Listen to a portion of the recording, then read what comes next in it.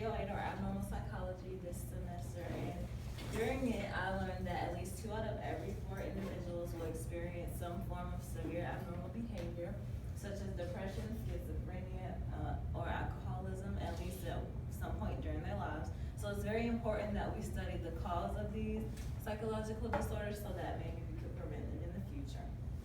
One approach to the cause is the diathesis stress model. Is multi-causal, which means that it says genetic factors and environmental factors they interact to develop a mental disorder.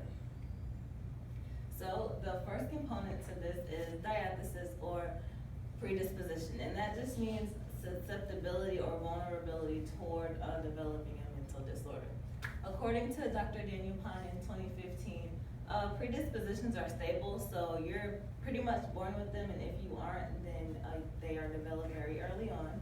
They can develop in the form of genetics, biology, physiology, or personality-related factors.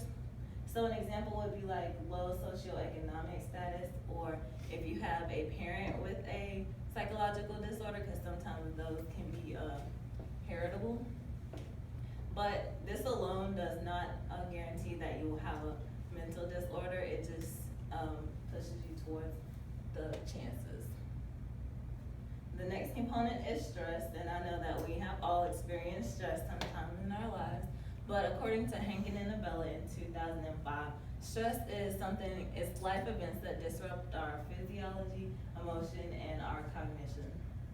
An example would be like a divorce or unexpected death of a family member or something, and some stressors can even be determined by how we look at life. So if we have like a more negative outlook on life, then we are more susceptible to stress, which raises the probability that we will be more susceptible to developing. So they work together. You can't have one and expect to develop a disorder. You have to have both.